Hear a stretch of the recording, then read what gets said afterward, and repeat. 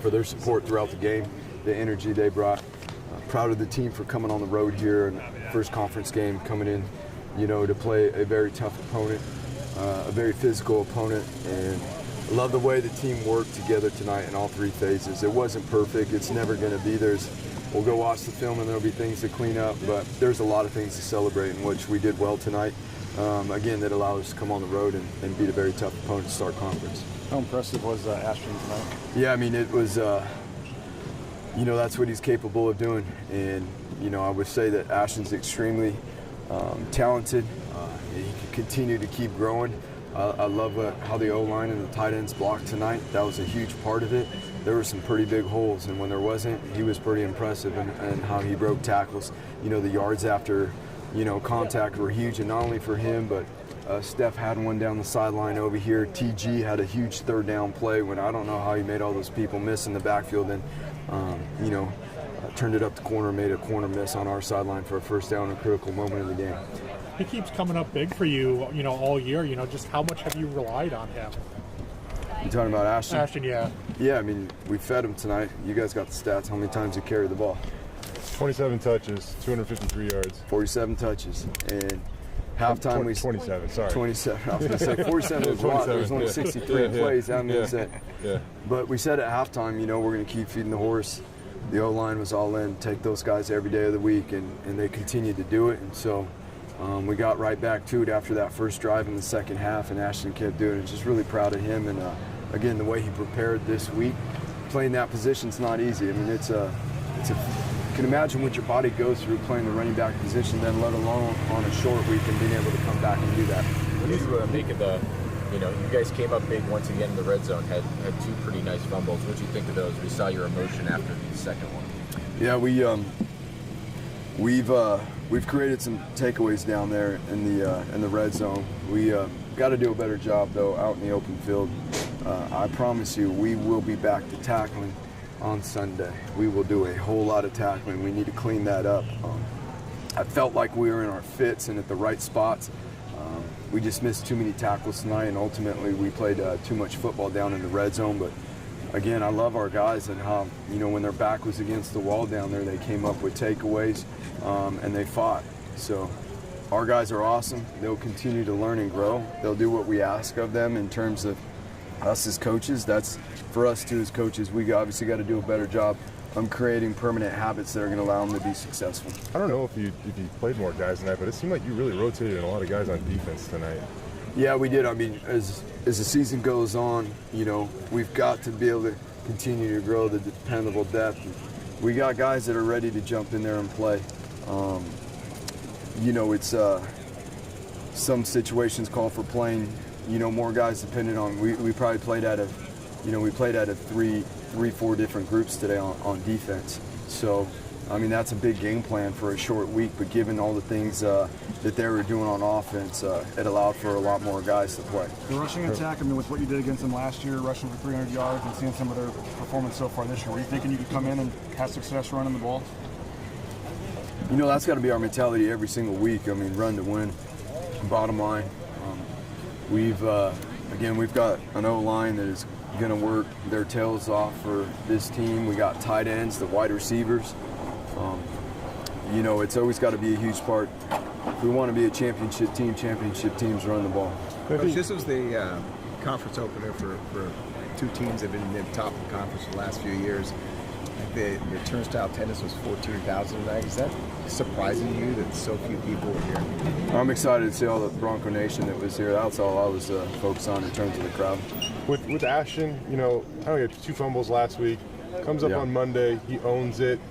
You think like he might, I don't know, he ran so hard tonight still, and it didn't seem like ball security was an issue at all.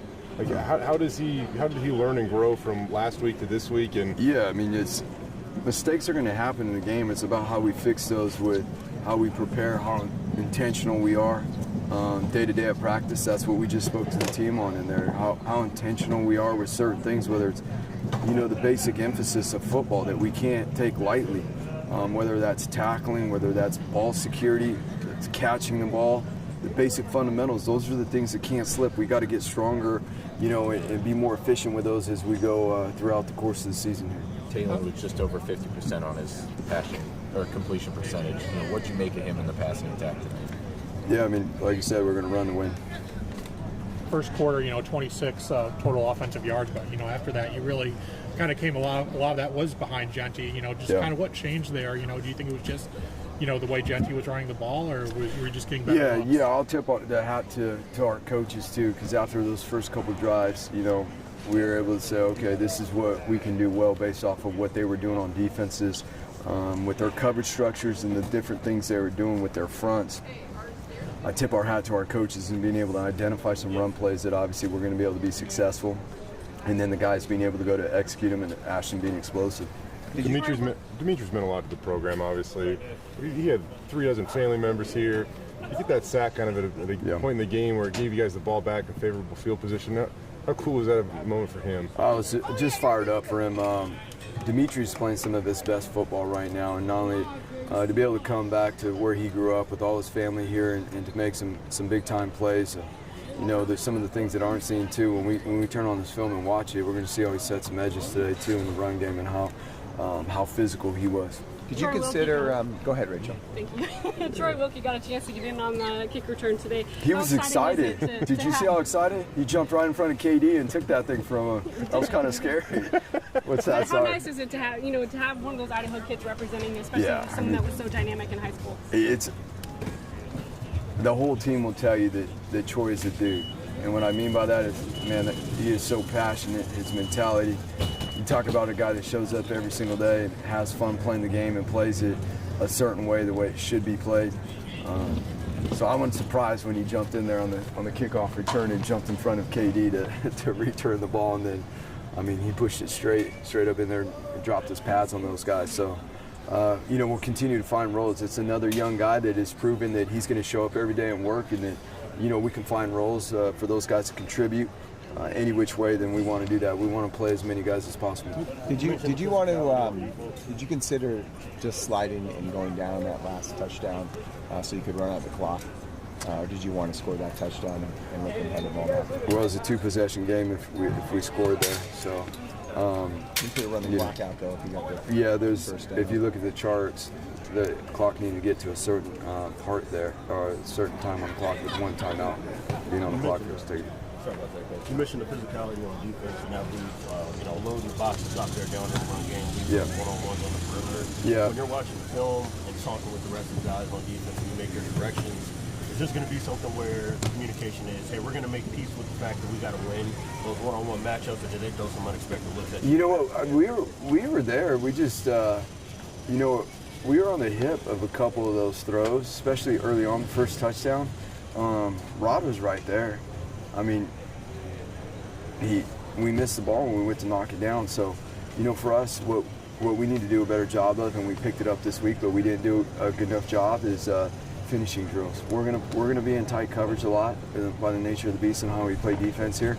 Us as coaches, I will make sure that we do a much better job of making sure that our guys are in position to finish and they're confident to finish on the ball as we move forward. Andy, just to go on the road, conference play, and just to be a one-possession, 3-point game in the fourth quarter there and to pull it out. You're going 1-0 every week. It's a long season, but how big was to get this win to start conference play? Yeah, there's no doubt it's huge. That's why, we're, from the standpoint of being able to, run the ball and finish this game off the way we did, we're not going to take that away.